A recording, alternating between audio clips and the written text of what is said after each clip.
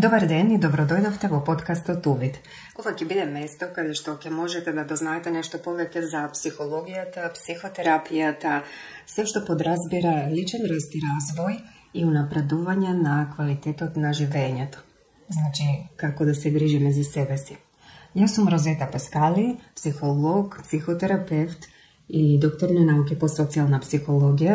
Јас ќе бидам водител на овие подкасти и овие емисии кои понатаму ќе ги организирам заедно со гостите кои ќе ги поканувам и сите ќе зборуваме токму на овие теми. Што значи тоа да се грижиме за себе си, за своето ментално и физичко здравје, бидејќи доколку страда психичкото здравје, ќе страда и телото, и доколку страда телото, ќе страда и психата, душата и се што подразбира психички живот. Затоа е важно да научиме како да се грижиме за себе си, а за тоа ќе ни помогнат нашите гости. Денешен гостин ни е Данче Велов, спиритуален учител, кој денеска ќе ни зборува за она што да работи и за нејзината школа за применета спиритуалност. Добро дојде, Данче, ти благодарам што дојде на овој прв наш подкаст и што ќе можеш да го споделиш твоето знање и искуство од областа на спиритуалноста и она со што ти се бавиш. Па повели, представи се. Добар ден и ти благодарам што ме покани. Чест ми е да бидам твој прв гостин. Нека ти се множат подкасти с убава енергија да можеме да им помогнеме на многу луѓе. Се надевам ќе бидам дел од твојот прекрасен проект. И се надевам ќе бидам убава поддршка, за да можеме да им помогнеме на луѓето да достигнат прекрасен спиритуално, психофизички, ментален баланс. Ти благодарам на представувањето. Ова не е титула некоја која сама себе си ја дадов.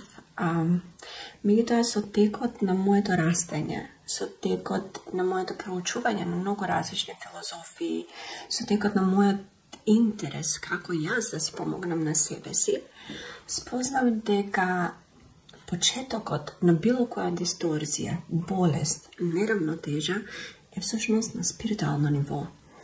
Наречете го астрално, спиритуално, енергетско. Има милион термини, меѓутоа е едно исто е. Се што е надвор од она што нашите физички видливи делови од телото го чувствуваат. Тоа е сето она што го чувствуваме со нашите паранормални сетила, со нашиот спирит, со нашата душа, со едно друго тело, кој всушност е носител на нацрт планот како ние да бидеме едно прекрасно балансирано човечко битие, тоест прекрасен човеков комплекс од ментално, емоционално, спиритуално и физичко тело. И бавејќи се со себе си, како јас да си помогнам, всушност дојдов до еден прекрасен концепт на работа преку trials and successes, преку проби, успеси, неуспеси. Всушност, после едно 16 години проучување на алхемија, езотерија, ексотерија, окултизам, позитивен окултизам, теософија, компаративна филозофија, компаративна религија. Значи, дојдов до спознанија кои секогаш во било која религија, во било која филозофија, во било кој начин на живот, во било која култура, секој пат се сведува на едната иста реченица. Ако човекот во својот спирит е среќен и балансиран и си го тера својот пат и ја живее својата мисија, не може да не стигне таму каде што тргнал. Баш убаво кажам. Добро. Тоа е на некој начин нешто што те инспирирало, рече дека е начин да им помогнеме на луѓето да живеат подобро, поздраво. Веројатно тоа беше и причината за да ја основаш твојата школа. Дали може да ни кажеш нешто повеќе околу тоа? Школава моментално нуди предавања, работилници, едукација и семинари. Семинарот не е на школата, туку е преку школата, меѓутоа едукациите, предавањата и работилниците во моментот прибаѓаат на школата. Школата najmnogo na koja se koncentrira je primeneta spiritualnost, to je spiritualnost koja može da se primeni. Zato spiritualността се разликува од духовност. Која е разлика? Имаше една многу убава слика во една од психотерапевските книги. Вели религија, спиритуалност, consciousness. Разликата е уствари на 3 нивоа. Кога ние постоиме во физичкиот свет, се додека не сме свесни, не сме создале увид дека ние сме многу повеќе од само физичко тело, имаме потреба да припаѓаме некаде. Дали ќе е религиозна институција, дали ќе е образовна институција, дали ќе е фамилиарна институција, дали ќе е брачна институција, дали ќе е врска, сакаме да припаѓаме некаде. Таа потреба носи припадност, меѓу таа припадност има чувството на припадност, има една духовна нитка која не можеш да ја објасниш со зборови. И само оставаш дека нешто таму, некое битие, нешто непознато, те штити, те чува, ти си сигурен тука во твојата коцкичка, со врските со луѓето, нема знаење, нема увид. Кога припаѓаме некаде, бидејќи зависиш од правила, зависиш од коегзистенција, зависиш од тоа како ќе му е на другиот. Не идеме на по спиритуално ниво. Има една духовност, идеш на празник на, не знам, ако си христијанин на црква, ако си муслиманин во својата света џамија, значи ако си будиста си одиш во ашарам или во харам.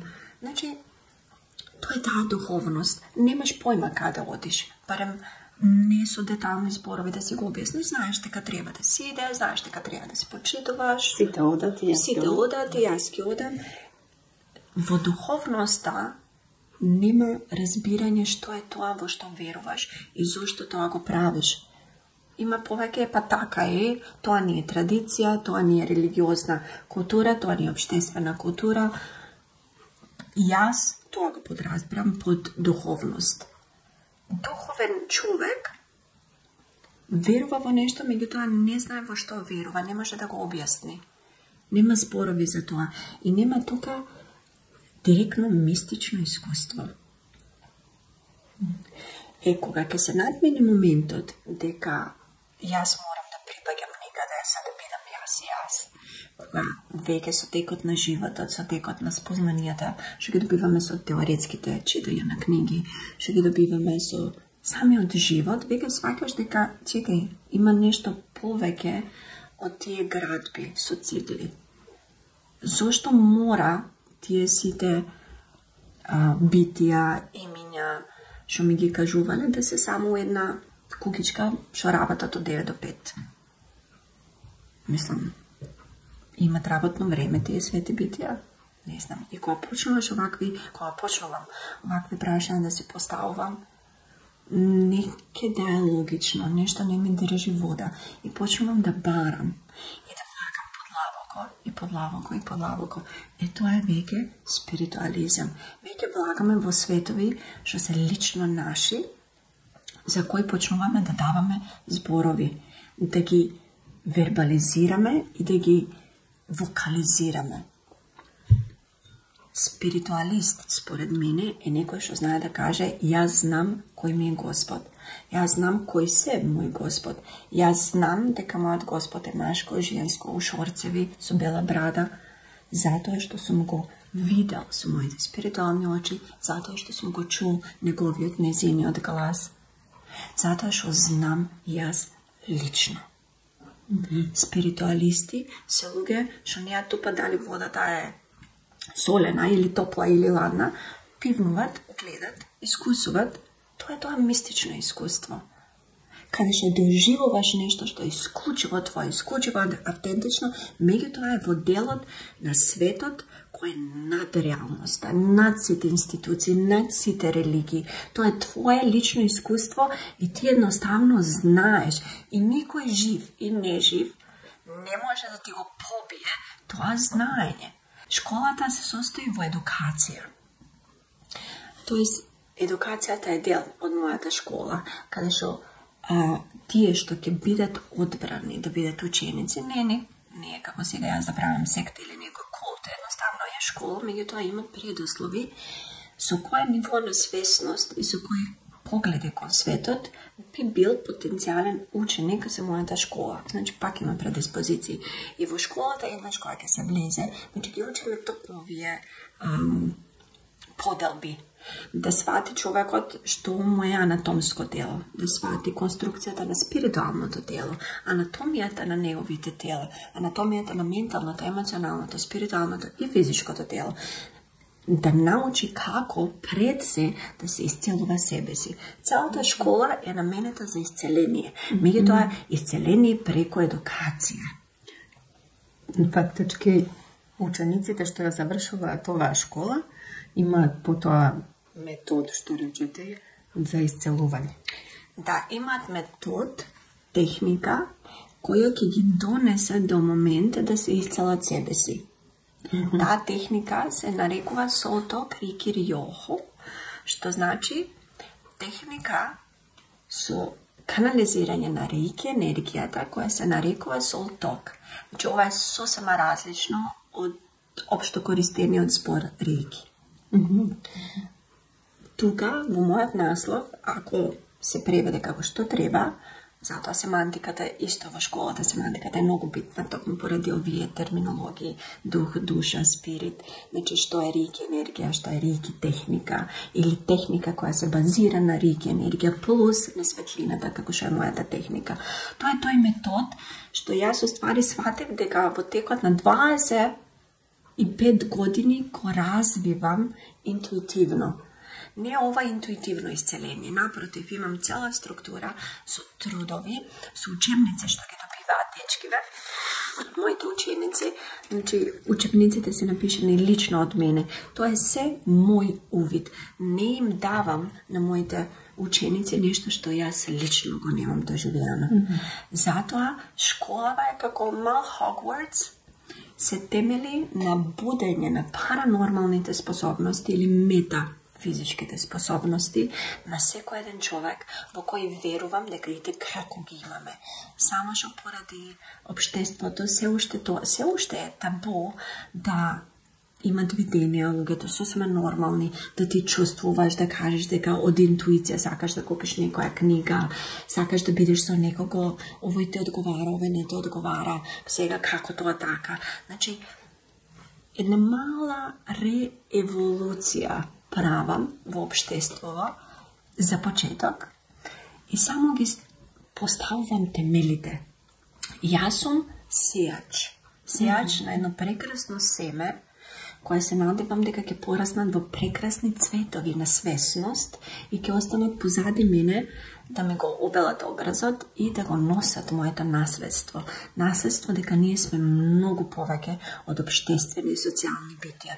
Ние сме автентичен човеков комплекс, составен од толку многу едноставно поврзани сложени делови, што сме ние перфектен холограм, токму како The Flower of Life. Затоа и ова ми е еден од символите за мојата школа.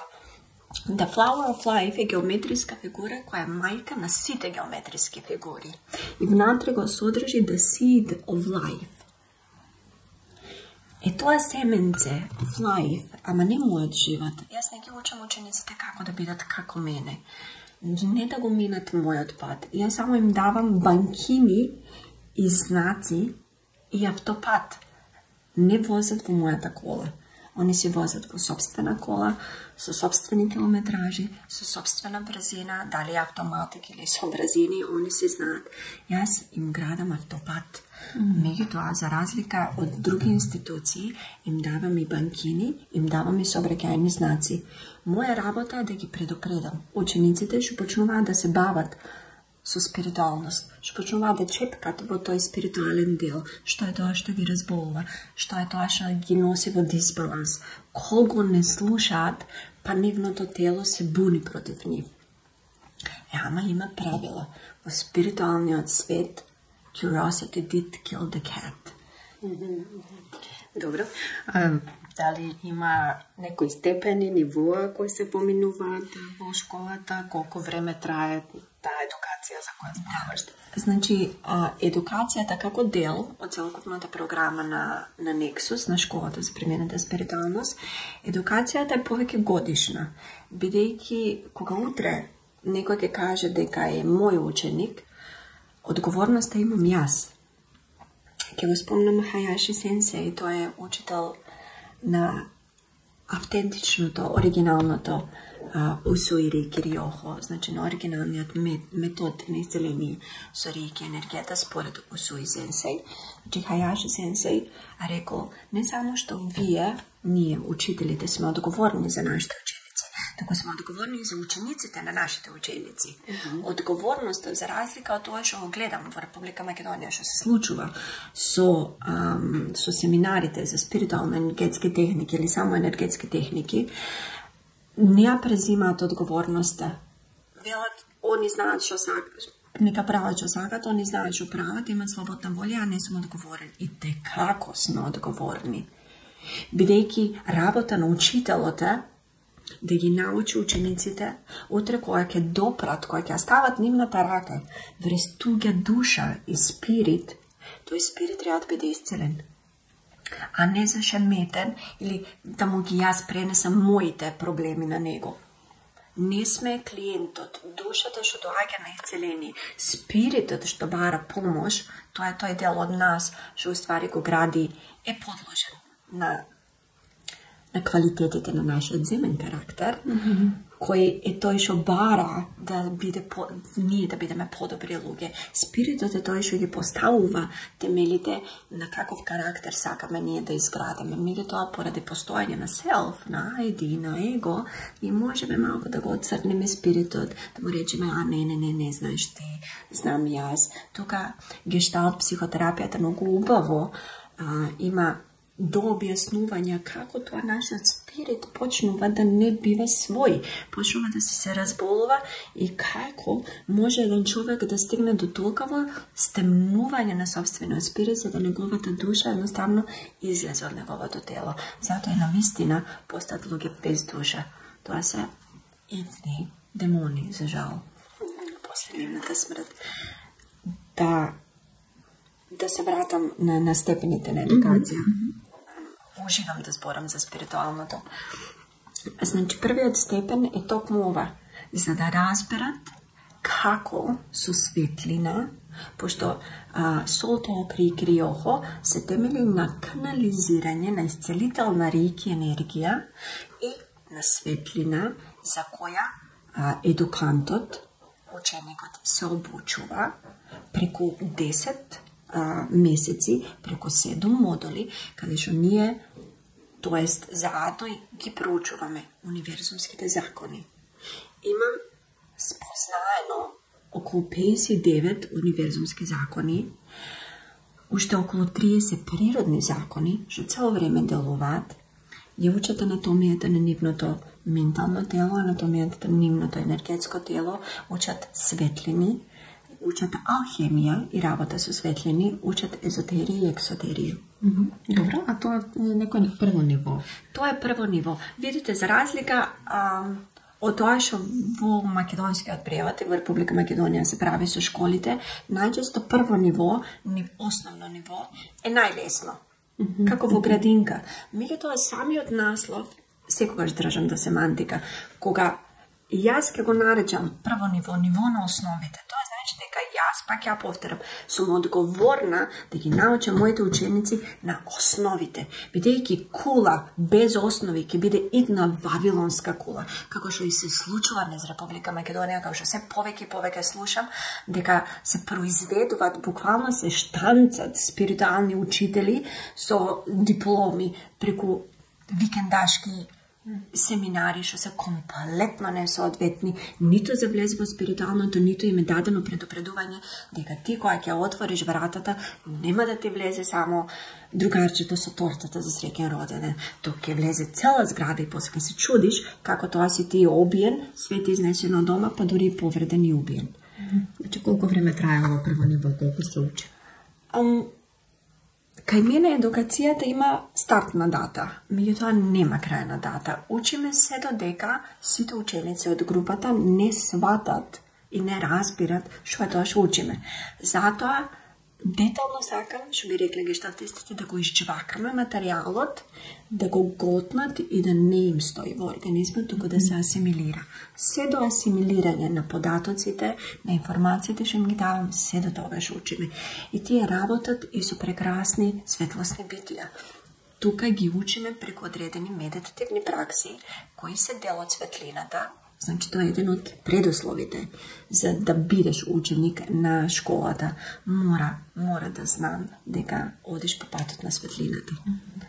Доколку некој ми развие спиритуално его, доколку некој сака брзи пари, брза мог, сака од исцелението да направи бизнис, не се за кај мене тие ученици, се има други тип на учители, нека се подала таму. Добро, значи со завршување на првото ниво, што ствари можат да прават овие ученици? Само да се исцелат себе си. Тоа дури им го пишува и на дипломата. Значи за грижа за себе, за своето здравје. Буквално комплетна грижа. Тоа е прекрасен збор. Грижа за себе. Бидејќи после 10-11 месеци да ме слушаш мене како ти предавам и како ти зборам, немој ова, или ова е добро за тебе, користи оваа светлина, користи онаа светлина, секако дека се надевам им влага во глава како да се грижат за себе на секој дневно ниво. Тоа е поентата на спиритуализмот. Ние сме цело ден, секоја секунда спиритуални битија. Луѓе сме, не знам, 80-20 години, сме инкарнирани битија. Меѓутоа, life is immortal. Животот е бесмртен. Телото наше е смртно. И кога ќе дое време за, ја што велам за нови пиџамки, за нов сет на пиџамки, ние ќе се останеме со тоа што го тука имаме научено. Овој живот на планетава Земја е just blink of an eye. Само едно трепкање на очите. И толку е колку е 80-20 години. Нека се 150 години, ако некој научи квалитетно да живее. Ама евентуално, на крајот од денот, пак мора сите да умреме. Меѓутоа, ако јас успеам да направам основа и темел на еден здрав, светол спирит, нема да ми глават моите ученици после низ инкарнации. Не мора да завршат со петка, со двојче нека минат. Ама нема потреба зашто да повторуваат лекции, зашто да повторуваат патња. Тоа е целата поента на примената спиритуалност. Да научат како целиот тој увид што го доживуваат на спиритуално ниво да го применат во нивното секојдневно живење, за да не мора да влагат од една во друга врска што е со физичка, психичка, емоционална злопотреба. Туку еднаш да свата, да научат лекцијата, да имат информација внатре во себе, во својот енергетски холограм, и толку е да е запишано, да е запечатено и да нема потреба. Бидејќи Елохим, Бог, универзумот, светлината не ја употребува, еднаш научено. Немам потреба од втор пат лекција. Меѓутоа има лекции и the lesson. Сега дека не ја научиме the lesson, ќе не се повторуваат некои работи. Меѓутоа и тука. А техниките што ги учиме во школата, предавањата, а овој тип на подкасти, секаде каде што ќе бидам повикана да зборувам, ќе зборувам како луѓето да се подобрат себе си, за да си го слушаат тоа мало нежно гласче, што секојаш знае, сврти лево, сврти десно, стани, земи вода, напи се. Еднаш збори. Светлината збори еднаш. На нас дали ќе слушнеме. Тука јас ги учам, затоа Soul Talk, друг назив ми е The Art of Listening, уметноста на слушањето. Целава школа, идејата на школата, мотото на школата се темели на уметноста на слушањето. Да се научи да се ќути, да се молчи, ама не пред другите. Пред другите треба и како да се збори за да изразиме својата автентичност. Меѓутоа да се научиме да си молчиме внатре во себе, за да можеме да си ги слушнеме собствените мисли. Колку мисли имаме во минута? Чиви си ти? Дали се интроекти? Дали правиме ретрофлексија? Дали правиме проекција? Дали има тука нешто мое? Или кога ќе го фатиме тоа мое, кога ќе научиме да молчиме и ќе научиме да слушаме. И кога ќе го фатиме тоа мое, како прекрасна златна нитка, како конецот од лабиринтот со Минотаурот, ќе знаеме да го избегнеме тој Минотаур. ке знаеме да си влеземе конечно во собствениот живот, со тоа ќе достигнеме ослободување. И тоа е тоа што се трудам да им го дадам на моите ученици, на сите тие што ќе бидат на еден или на друг начин дел од школата, дали преку семинари, дали едноставно на предавања, дали целата едукација ќе ја земат. Сакам да ги научам да се ослободат себе си од сите нитки што не се нивни. Ова вака доста опширно објаснуваш што се би добиле учениците. Можем еве вака на кратко да кажам како е таа структура во школата, рече има 3 нивоа. Првото рече дека има почеток, но не зависи многу од структура во школата, туку е структура на сото крикириохо техниката. Пошто целата школа, школата е буквално школа за едукација. Значи, има различни работи што се дешаваат внатре во школата. Меѓутоа, како најголем предмет, најголема едукација во моментов е едукацијата во сото кријки техниката, каде што луѓето, учениците преку 3 нивоа учат како да се исцелат прво себе си и после како да им помогнат на другите. Значи, првото ниво е многу битно, затоа и Волко зедо време за да го објаснам. Првото ниво е навистина битно. Ако јас видам зашто е битно, бидејќи второто ниво се избрани ученици од првото ниво, ученици што се сега спремни, што јас ги имам видено дека припаѓаат на светлината, дека свателе што сме учеле, имат 6 месеци до година време работа на себе, пошто мора да се асимилира сето тоа што е научено.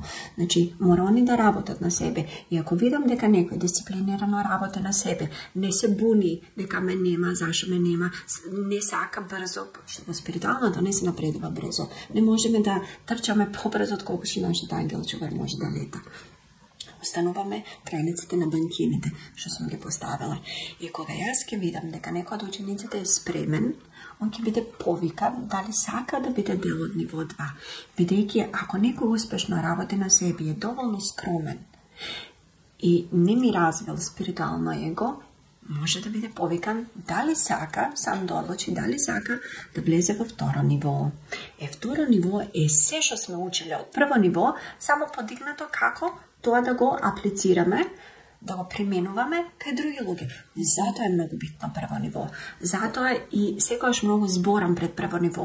Затоа инсистирам на интервјуа пред прво ниво и да го прочитаат правилникот, да видат дали сакат да бидат дисциплинирани целата таа година време и уште неколку месеци претходно, а после тоа да работат на себе. Бидејќи во второ ниво тие што ќе бидат викнати, ќе работат на туги души, на туги спирити и на луѓе пред кои ќе одговарат како ја канализираат светлината. Дали вистинските бои ги применуват. Не може да има носпојава при работа со светлина и при работа со реики енергија. Енергиите не прават носпојава.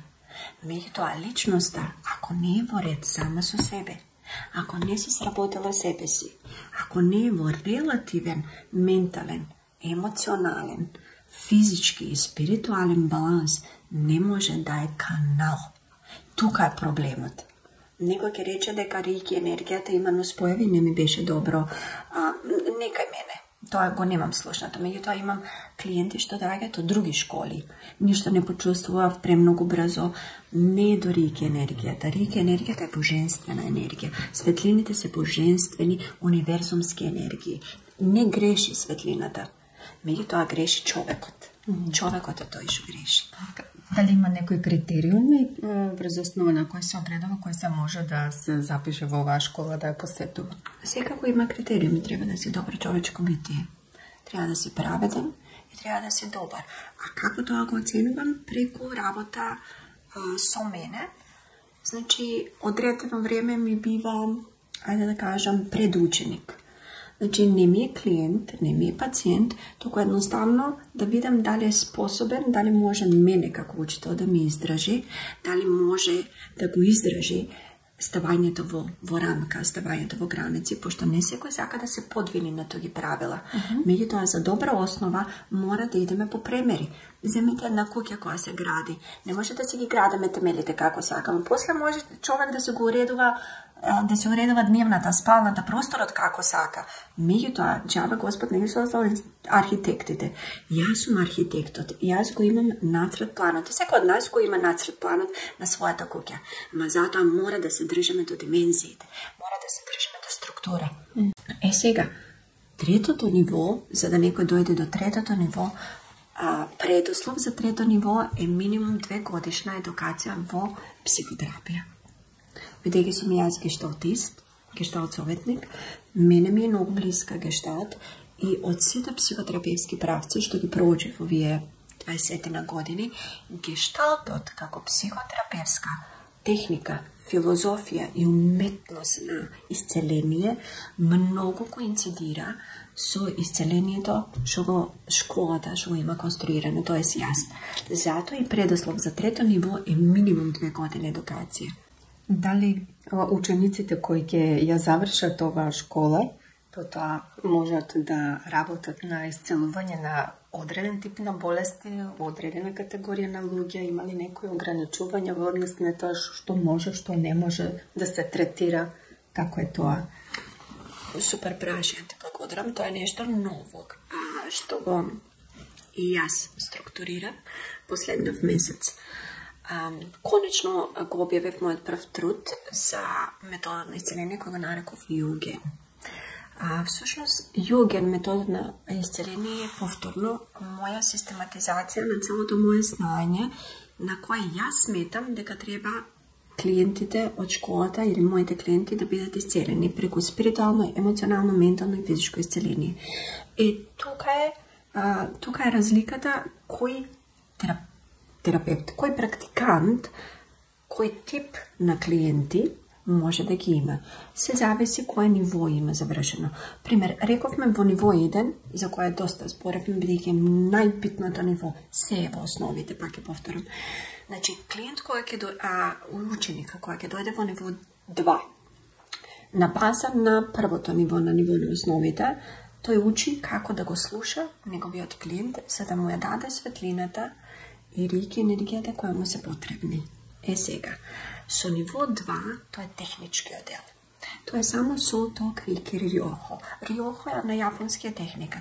Значи, со ниво 2, учениците може само техничкиот дел да го изведуват. Исцелението.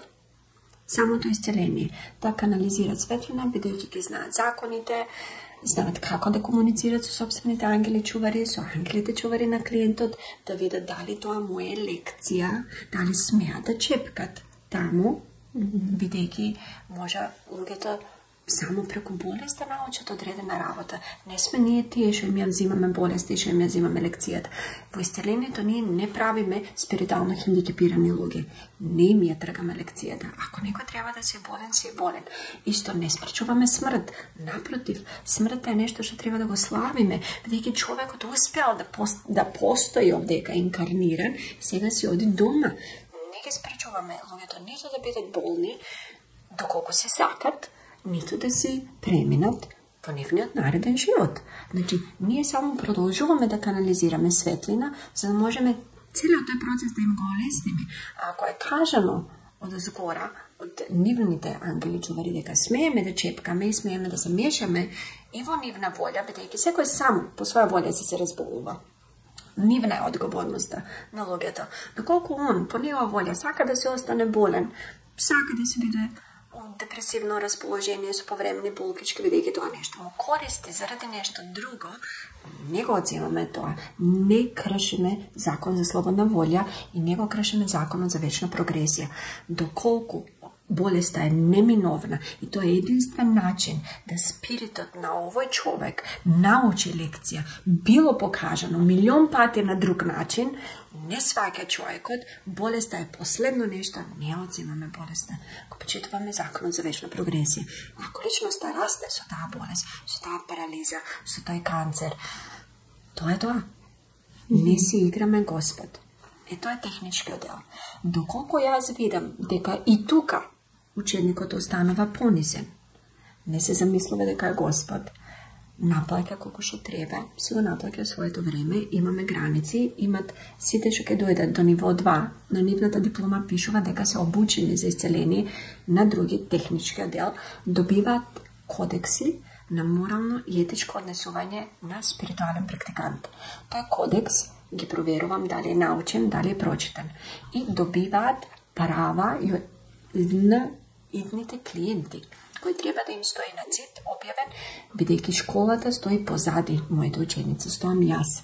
И ако има неправилности, ако клиентот е незадоволен, ако практикантот навлегол и се игра психотерапевт и навлегол во неговата интима и се случува нешто што не треба, значи тој клиент обреке на мене, а јас после знам што како се ученикот. Значи се заштитени максимално колку што може преку формулари, преку правила, преку посебни кодекси, осмислени специфично за школа, за спиритуална енергетска пракса. Секако добре дојдени се и другите, доколку има здруженија кои практикуваат спиритуално енергетски техники или граѓани кои сака да ги знаат тие морални и етички принципи, ќе ги објавам на мојот вебсайт, не е никаков проблем. Убаво е да се има правила.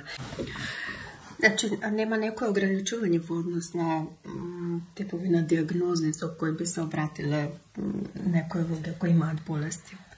Не. Ограничувања има во смисла на почетниците практиканти, им велам дека подобро за нив е да не работат со луѓе што немаат здрав ум. Уште Усуи сенсеј, кога во интервју кога го прашале кој се може да биде терапиран со Усуи Рики Риохо, техниката на канализирање на Рики енергијата, тој рекол секој со здрав ум. Што значи здрав ум? Здрав ум значи дека, како што реков на почеток, се додека некој од моите ученици не е специјалист, психијатар, психотерапевт, психолог за работа со клинички случаи, нема да чепка клинички случаи. Затоа имаме еден куп професии. Затоа и школата соработува со многу луѓе. Тим, никој не е семоќен. Дури и спиритуалното исцеление не е семокно доколку ученикот не е обучен. Клинички случаи се мисли на некои психотични состојби? Се мисли на психоза или веќе длабок стадиум на шизофренија, од едноставна причина, затоа што учениците се уште се млади, прва работа, втора работа, немат искуство со такви случаи. Можеме, доколку има потреба некој од учениците, од практикантите да сака да работи со такви случаи, прво би му посветила едно 6 до 8 месеци, значи работа со такви случаи, да може да ја опипа материјата со која работи, да може да го опипа начинот на работа на мозочето на таквите клиенти, да прочита одредени книги, да се обучи, па заедно со мене можеби ќе можеме да пробаме да помогнеме. Меѓутоа тие се не сепак случаи кои се во установа. Тоа јас како сениорен учител, како учител со 12 години искуство, како учител што има 20 повеќе години едукација во спиритуалното, во езотеријата, како гешталт советник, можеби ќе се нафатам да проверам таков случај, меѓутоа со надзор. Значи, секој пат име напоменето, што е да правите, прво консултирајте се, викнете некој да следи, за да не направиме полошо. Искуство. Барам искуство. Ако мојот ученик нема искуство со одредена работа, не ја чепка. Може паралелно на едукацијата да си создава своје искуство, дали да посетува институции такви каде што сака да работи со такви луѓе. Ако сака со деца, нека посетува било каква едукација за работа со деца. Мора да ми се едуцирани мене учениците за тоа што сака да го работат. Доколку личноста е нормална личност, со релативно нормален сет на ментални способности, психички способности, едноставно има физичка болест, која е резултат на пореметување на спиритуалното тело, тоа било кој од моите ученици може да го исцели. Тука немаме ограничување. Дали е лупус, дали е мултипла склероза, дали е канцер, дали е машко, дали е женско. Спиритот си е спирит. Ние сме спиритуални исцелители. Ние работиме со спиритуалното тело, без разлика на болеста. Исто како електричар, наоѓаме каде има прекини во струјата и тоа се трудиме да го поправиме. Резултатите се прекрасни. Сепак не можеме скршена рака да ја обновиме, не сме маѓоничари. Значи, си има, си оди на да му стават гипс. Значи, свесноста. Моите ученици, барем тие до сега, се надеваме у иднина, Многу акцент ставам да се свесни и да се совесни. Затоа ова е применета спиритуалност. Сето тоа што го научиле го применуваат и во нивниот живот. Ако они сами не би отишле кај спиритуалист за тој проблем, нема ни да земат клиент со тој проблем. Значи, за косата одам на фризер, за ноктите одам на маникир, за спиритуални работи кај спиритуалист, за скршеници на доктор, за диагнози на доктор. Значи, ние не поставуваме диагнози. Пак ќе речем, ние си играме професија што не е наша. Имаме тим на соработници, се советуваме, го праќаме клиентот, крвна слика каква ти е, ако забележиме пример дека има покачување на шекерот. Обучени се со нивните дланки да забележуваат. Не му вие велиме дека е диабетичар, дека му велиме би било убаво да идеш да го провериш шекерот. Значи, се оградуваме, бидејќи стварно не сме лекари, ние сме исцелители. Тоа е што не е во доменот.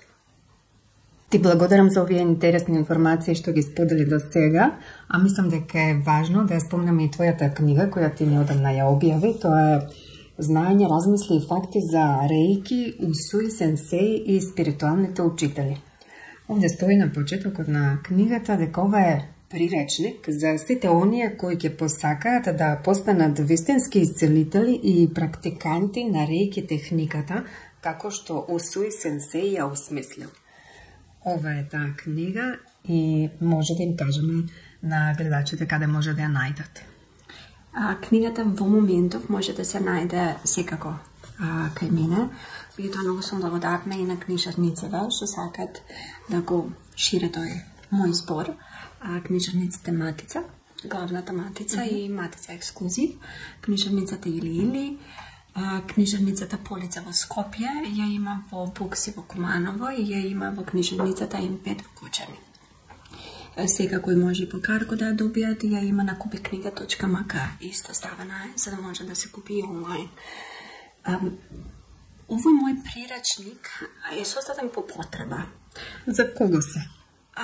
Би бил корисен, Би бил корисен како што стои на корицава, затоа сум толку описна во разкажувањето, како што може и да се биде, уживам да зборувам, посебно за темата што многу сакам, за спиритуалното и за рейки техниките кои постојат во светот.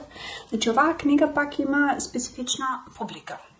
Значи, не е за некој што комплетно не го интересират спиритуално-енергетски техники, не е за некој што не верува во спиритуалното, што не верува во повисока енергија, значи не е за тие, нема што да научат.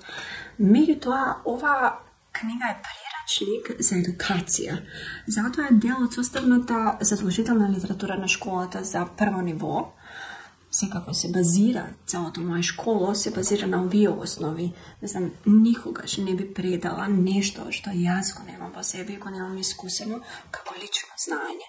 Целата книга е напишена од моje лично спознавање, мои лични увиди, моje лично мистично искуство. Значи, книгата се состои и е за сите оние што мислат дека се бават со некој модалитет на усвоевата техника за исцеление со рейки енергија, мислат дека се бават со спиритуално-енергетска техника или само енергетска техника, без разлика кои етикети да ги дават. Значи, книгава е едноставно како компилација на сите прашања што во последниве 12 години ги имам добиено од мои ученици, од мои клиенти, што е ова со кое се бавиш, можеш ли повеќе да ми кажеш од сите лични, индивидуални предавања, од сите групни предавања. Едноставно, кога видов дека луѓето поставуваат нисти прашања, луѓе што на вистина сака да знаат што е тоа рейки техниката, дали одат кај вистински рейки практиканти, дали практикантите се вистински, дали тоа што тече низ практикантите и низ нив е рейки енергија, или се е нивната собствена енергија и нивните проблеми, дали тие ги зимат проблемите на клиентот или клиентот ги зима проблемите на практикантот, што се случува. Почувствував една потреба дека е итно да се напише ваква книга, посебно во Република Македонија, бидејќи ние немаме култура за спиритуално-енергетски пракси. Ние немаме култура за ништо надвор од здравство и религија. Затоа спиритуализмот ги ги rуши, не би рекла ги ништи, туку само ги руши, ги пробива тие рамки на институционализација на знаењето. Немам потреба знаењето и себе исцелението и организмичката саморегулација да е во било какви оквири. Секој човек сам себе си е најголем исцелител, како што и секој човек сам себе си е најголем непријател. Во книгава покрај тоа што за прв пат има преводи од јапонски јазик, од интервјуата што Усуи сенсеј ги дала, а Усуи сенсеј е господин Микао Усуи. Усуи е неговото презиме. Сенсеј на јапонски значи учител. Тој го основал системот на канализирање на реики енергија која тој ја употребил за исцеление според него сам. Значи, он не ја измислил реики енергијата. Реики како збор постои во јапонскиот речник многу одамна. Уште во 1476 некоја година се спомнува реики техника на исцеление. Меѓутоа, канџито, тоа е идеограмот за тоа реики, идеограмот за ова реики, тоа се канџи и идеограм за кинеска и јапонска алфабета, се различни. Нешто кога идеограм е приказна само за себе, што значи Усуи сенсеј создал таков еден систем на исцеление со енергија која доаѓа од седмото небо, која е божествена енергија на безусловна љубов и чиста светлина и која се канализира преку практикантот да влезе во ученикот. И ние сите имаме наш собствен реики центар. Се наоѓа 3 прста под папукот. Тоа е вториот енергетски центар, тоа е Тантиен. Кога сите што вешбат борички вештини, многу им е познат тој дел. Тука е нашата ки енергија или чи енергија на кинески, ки енергија на јапонски. Тука е нашиот центар на реики.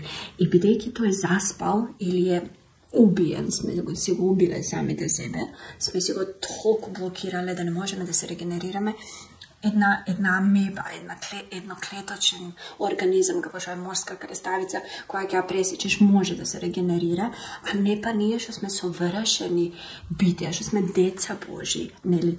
Што имаме во нас и душа, и спирит, и ментално, и емоционално, и енергетско, и физичко тело. Толку многу имаме околности да се исцелиме себе си не можеме. Зошто? Затоа што тоа што не исцелува сме си го блокирали, сме си го изгаснали. Како се гаси? Што прави човекот за да се блокира тој центар и не се сака себе си? Себе љубовта. И ова не го спорам само јас. И доктор Брус Липтон, и Габриел Матеј, и Базел Ван дер Колк, што се едни од лидерите за епигенетика, за траума и автоимуни болести, посебно канцер, посебно мултипла склероза, ALS, значи лупус, PTSD, посттравматскиот синдром, значи ADHD, хиперактивноста, сите дисторзии што психијатрата ги излекува, оствари ние сами си ги правиме тие пореметувања преку нељубов. Едноставно не е љубов. Не можем да кажем преку омраза за себе си, бидејќи омразата е емоција што чувствуваме и сме свесни. Тоа не сме свесни кога не се сакаме себе си. Постои таква состојбена нељубов. Не мора да се мразиш себе си, доволно е да не се сакаш себе си. Доктор Брус Липтон докажал, според епигенетски истражувања, дека 98% од автоимуните болести проблем е средината, а од средината и ние. И ние сме си средина сами на себе. Кога клиент ќе влезе во алфа состојба за време на исцеление, кога јас ќе го почнам процесот, протоколот на канализирање на реики енергија, јас сум едносмерна улица, не се враќа реики енергија. Меѓутоа, кога ќе го почнам тој процес, значи, личноста влага во себе. Тоа што го гледа пред своите очи, тие бои, тие светлини, тоа е самиот себе.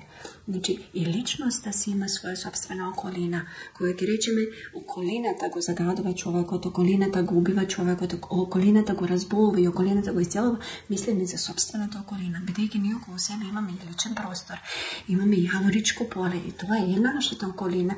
Ние имаме тело, кожа во која живее нашиот спирит. Во спиритот живее нашата душа. Уствари, и спиритот е околина за душата, а телото е околина за душата и за спиритот. A нашето ауричко поле е околина за нас како комплекс. Затоа сме ние многу комплексни бита, меѓутоа и сме едноставни. Несакањето на себе си не убива, од внатре не убива. Буквално се гасиш, колку повеќе одиш против себе, колку повеќе одиш против твоето нормално и со некакви мали ситни трошки се компензираш себе си за да одговараш на општественото нормално, толку повеќе се убиваш, доколку општественото нормално не е нормално, бидејќи оди против твојот здрав разум и твојата слободна волја. И кога не се почитуваме себе си, кога не се сакаме себе си, кога собствената светлина си ја задушуваме, за да може туѓа светлина да вештачка светлина, други да ни се не унки, а ние нашата вистинска светлина ја убиваме, не може да не предизвикаме болест или дисторзија на расположение, дисторзија на ментално ниво, дисторзија на емоционално ниво. Не може да нема резултати. Скини едно листенце, па имаш 2 листења, значи има резултат. Има резултат. Кинењето е процес што остава последица. Замислите ние што правиме на нашата душа. Листот после не можеш да го составиш еднаш скинат. Исто и душата. Никош нема да имаме наше ново нормално, ама може да имаме ново нормално. Може да имаме ново исцеление од после себе исцелението.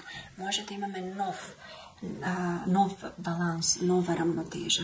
Никош нема да бидеме старите. Меѓутоа, тоа ново јас може да биде убаво, бидејќи сме си го ние состали. Ние знаеме што не разболува. Секој човек, токму тоа во прво ниво, немам ученик што не кажал секако дека знам што ми е. Ние не можеме да се лажеме себе си. Може да дојде клиентот да ме лаже мене, да мисли дека ме лаже. Секако јас со моите паранормални способности, било кој друг практикант на исцеление, како што реков, самото исцеление е паранормална способност. Значи, ги отчитуваме како ЕКГ. Кога, замислете еден апарат, измислен од човек, па може да каже внатре срценцето како чука, а не па совршено битие да те допре. Секако дека можеме да кажеме што на клиентот, нема потреба да налаже. Секако ќе видиме, ќе отчитаме. Нема потреба да му кажам дека лаже, нема потреба да ми ја каже вистината, меѓутоа не постои човек што не знае што му е. 5 минути сами со себе точно знаеме што ни. Меѓутоа одлучуваме да не се признаеме на себе си, одлучуваме да не го гледаме, одлучуваме да се саботираме себе си. За жал, одлучуваме да се убиваме себе си. Не само што знае што му е, туку и знае од каде тоа е. Од кога е тоа така, од кога почнало некако, дека има поврзаност, не е току така дојдена таа болест од нигде никаде, току имало период предходно каде што и тоа како имало некое нарушено функционирање во секојдневието, не грижа за себе, што викаш ти, несакање на себе си, може би дозволување на другите лошо да се однесуваат кон нас. Немање здрави граници. Така, значи сето тоа веројатно траело долго време за да дојде до веќе некоја сериозна болест. Па макар и почетна фаза веќе дава знаци дека мора нешто да се промени, дека телото самото ни кажува дека има нешто што правиме против нас, нешто што не е добро за нас. И ова како што разбрав до сега, што го зборувавме, тие што би дошле како клиенти или пациенти кај тебе, и твоите практиканти, треба да знаат дека треба да заземат активна улога во лекувањето на својата болест, дека третманот не е како кај класичната медицина, каде што најчесто се зазема тој став дека е важно да ги снема симптомите. Дека ќе ти дадат одредена терапија, апчења вакви или такви, или кој друг вид на фармакотерапија или нешто што треба ти само да го пиеш 3 пати на ден, да речеме, толку и толку време и веќе немаш гајле или не знам, во однос на овие што се психосоматски заболувања, особено како високиот крвен притисок или алергите или астма или се што баш настанува во телото како резултат на нарушен психички живот. Едноставно само ако најдеме апче добро што ќе ни го стабилизира притисокот, веќе немаме проблем. Не тоа е така, значи стануваме само зависници од таа терапија која ни ја препишува лекарот и та само ги држи колку толку под контрола симптомите, но не се работи на причината. Нема дел од во класична медицина што се бави со тоа да видиме како дошло до таа болест, која е причината за да не доаѓа и понатаму до таа болест. Или ако продолжи клиентот со истиот начин на живење, со се што правил до сега и понатаму да го прави, веројатно болеста ќе обстои или пак ќе се јави некој нов симптом, нели? Ако пиеме терапија, тогаш може нов симптом да се јави, некој друг орган ќе има нарушено функционирање, ќе се јави нова болест. Само затоа што не се работи на причината. А ова сега што го кажуваш ти, така звучи како да клиентите треба да се спремни да променат нешто од она што значи за нив секојдневно функционирање, да имаат активна улога во собственото лекување. Значи, мимо преводите што се за принципите на техниката на Усуи сенсеј, поголемиот дел од книгата е токму ова што го збориме. Значи, како тоа ние се разболуваме, каде, што се тоа енергетските центри, како може човек да се помогне на себе си. И токму објаснам кои се вистински спиритуални учители, барем според мене, кој не е спиритуален учител, кој едноставно некој што практикува енергетско-спиритуална метода. Меѓутоа, да, управо си, ова сето што го кажа, значи, за да може еден човек да се исцели. Затоа и ги спомнувам спиритуалните учители дека не е само за рейки, за Усуи сенсеј. Бидејќи спиритуалните учители се носители на спиритуенергетските пракси. И ние сме тие практиканти и канали, низ кои треба таа светлина, таа безусловна љубов да тече низ нас. Спиритуално-енергетската пракса, барем кај мене, без разлика дали практикувам со клиентот Солто Рейки Риохо или Джиките на Рейки, тоа се два модалитети на Усуи Рейки Риохо, оригиналниот назив, многу личи на психотерапија, само што е спиритуална психотерапија. Исто како што психотерапевтот доста навлака во спиритуалниот дел, без разлика дали психотерапевтот е свесен за тоа или не, дали ќе го нарече поле, или јас ќе го наречам аура и спиритуалниот дел од личноста, исто тоа е само што спиритуалистите, барем тие што работиме практикување на спиритуенергетска техника, ние директно идеме кај изворот, а изворот е пореметен нацрат план. Знаете, има една божествена заповед која вели ти си храм Божји. Буквално ние сме храм.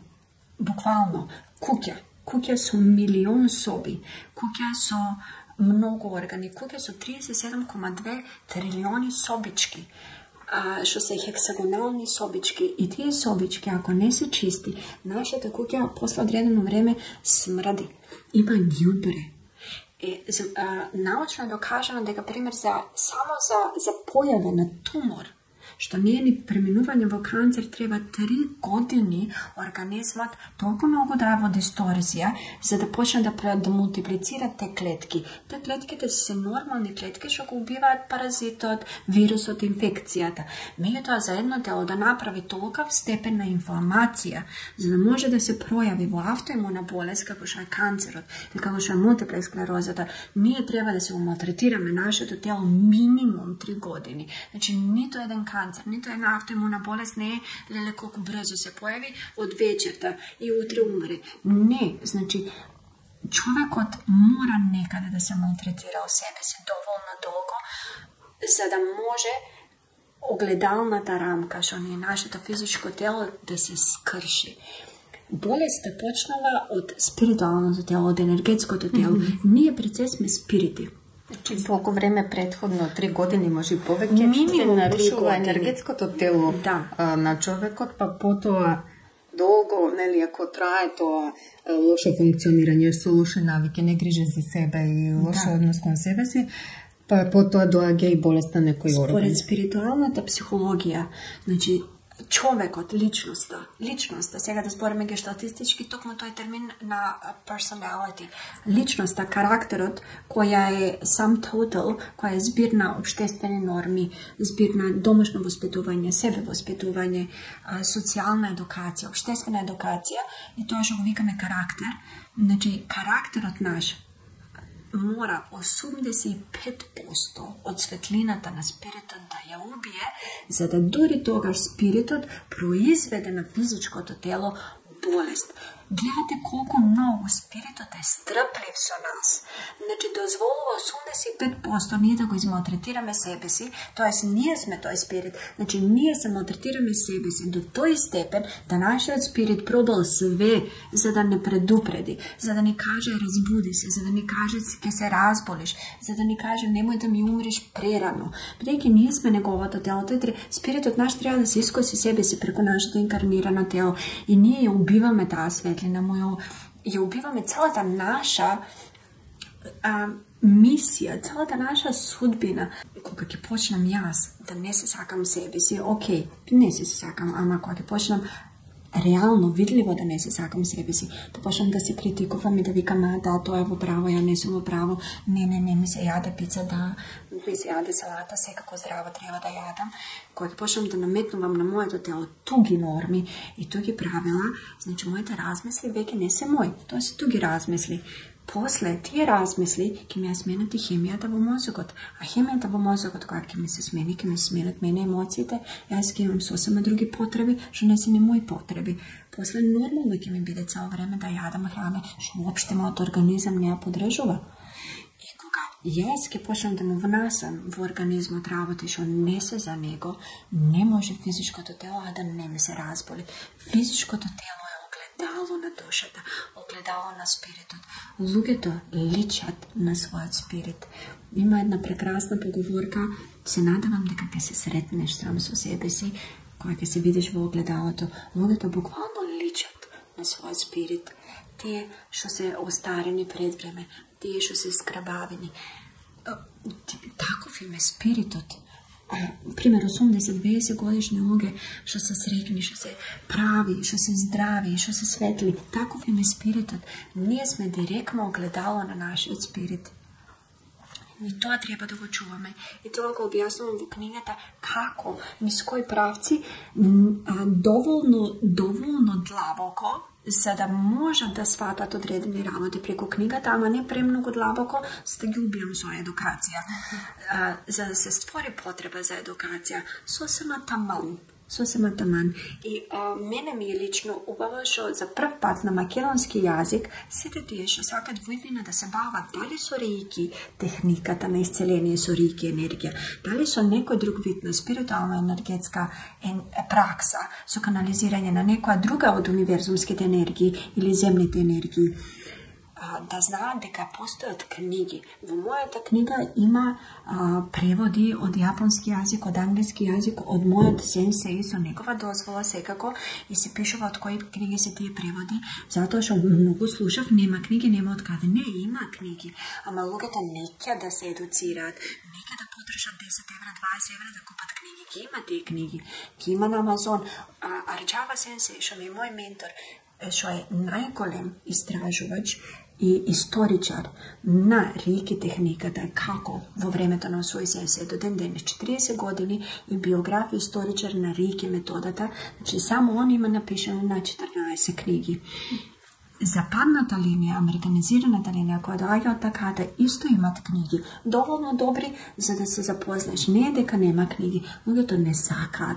I kako što zborevne, mogu to ne sakad da se educirat, ne sakad da izlazat od komforta. Da se menuva. Ne sakad da se menuva. Mnogo često to kaj pacijentite sam ga videla i kaj klijentite kaj mene što dođe za psihoterapije, ako može laka da se kaže nekoj sovet da napravit, ne znam, 3 raboti i veke sve da se vrati do normalno i da si produžat isto kako do sega. No. Ili najčesto i go bara problem od kaj drugi, od veka to i treba se smeni, ako može nego smeni go, a jaz da si produžam kako do sega. Da. Nema baš neke svesno za svojet odgovornost, za da ima kakov i da je problem. Da li je loša komunikacija u domu, da li je narušena partnerska relacija, da li je bolest, ali što je razgovor sa sebe na neki način, kako vi da je problem od, koliko поголема спремност на клиентот за менување и за истражување како дошол до тоа, толку е поверојатно дека и ќе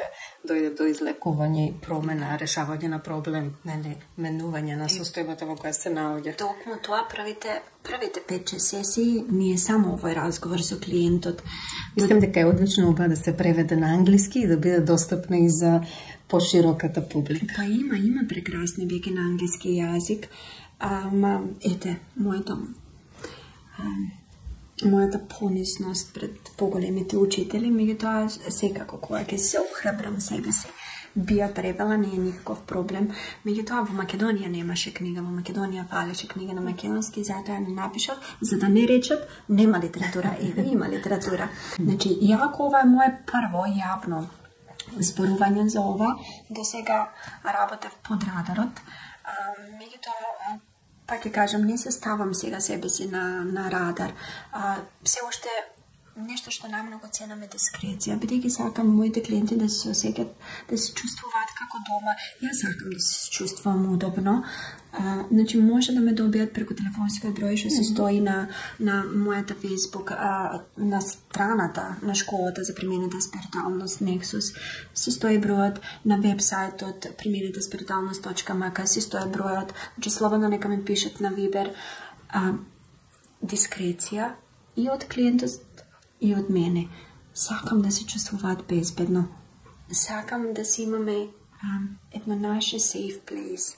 Затоа и моje име на еден центар што го планирам да го правам би било Haven. Haven англиски значи прибежиште. Навистина сакам, па дури и сега во The Healing Room, во собата за исцеление, каде што ги практикувам овие спиритуално-енергетски методи, каде што ги примам моите клиенти, сакам да се чувствуваат дека имате едно прибежиште од нивните болести, од реалноста, не се правиме на 3,5 дека не постојат, меѓутоа тука е време да издигнеме и да видиме во која болест сме, да станат себе свесни. Колку повеќе човек е искрен со себе, толку побрзо ќе го исцелам, бидејќи едноставно искреноста ќе го разбуди неговиот сопствен реiki центар и неговата сопствена организмичка саморегулација и ќе речем во ред клеткички ве сакам. Само таа љубов да ја добијам и мојата љубов, бидејќи не можам да исцелам ја клиент ако јас не го сакам. Затоа и моите ученици им велам, значи само со клиенти со кои си ти слободен да го исцелуваш клиентот кога ќе си го сакаш, бидејќи само преку практикант кој има способност за безусловна љубов за клиентот, само тогаш ќе циркулира вистинска реiki енергија. Не можеме да исцелиме некого ако чувствуваме омраза спрема него, ако не сме согласни со неговиот стил на живот, ако имаме траума од таков тип на клиенти. Значи, ништо не мора, како што видиме во гешталтот.